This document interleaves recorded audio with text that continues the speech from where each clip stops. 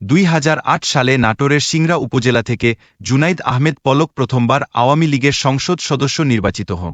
এলাকার আওয়ামী লীগ নেতা ও ব্যবসায়ীদের কাছ থেকে টাকা ধার নিয়ে করেন নির্বাচনী হলফনামায় লেখেন 15 শতক কৃষি জমি, ব্যাংকে 50,000 টাকা এবং 60,000 টাকার আসবাবপত্র রয়েছে তা।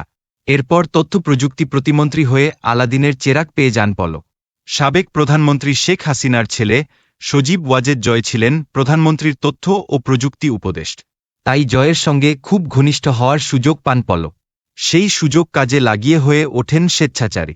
গত 5 আগস্ট শেখ হাসিনা সরকারের পতনের পর আত্মগোপনে চলে যান তিনি। বুধবার রাতে তাকে গ্রেফতার করে পুলিশ।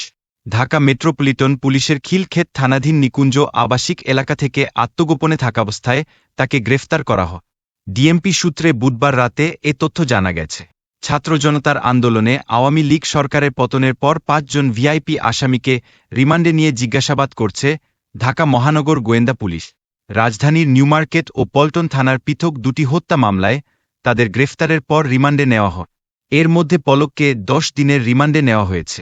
ঢাকা মেট্রোপলিটন পুলিশ সূত্র জানায়, মামলাগুলো এখনও থানা পুলিশের কাছেই তদন্তাধীন। তবে ভিআইপি আসামি হিসেবে তাদের মিন্টো রোডের গোয়েন্দা কার্যালয়ে রাখা হয়েছে। সেখানেই তদন্ত কর্মকর্তা সহ ডিএমপির ঊর্ধ্বতন কর্মকর্তারা তাদের জিজ্ঞাসাবাদ করছেন। তদন্ত সংশ্লিষ্ট একটি সূত্র জানায়, গ্রেফতারের পর থেকেই বেশিরভাগ সময় কান্নাকাটি করছেন জুনাইদ আহমেদ পলক।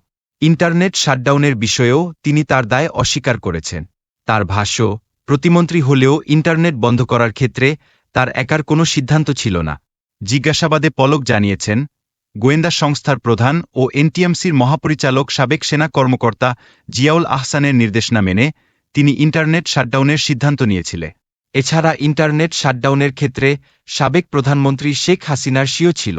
জিজ্ঞাসাবাদকারী সূত্রের দাবি, ভিআইপি আসামিদের মধ্যে সবচেয়ে বেশি ভেঙে পড়েছেন জুনাইদ আহমেদ পলক। এত দ্রুত সরকারের পতন হতে পারে তা তিনি কল্পনাও করতে পারেননি। যদিও একদিন আগে স্ত্রী সন্তানদের বিদেশ পাঠিয়ে দেওয়ার কথাও তিনি স্বীকার করেছেন। পলকের ভাষ্য, চাইলে তিনিও দেশ ছেড়ে পালাতে পারতেন, তবে শেখ হাসিনার সঙ্গে বেইমানি করা হবে বলে তিনি জাননি।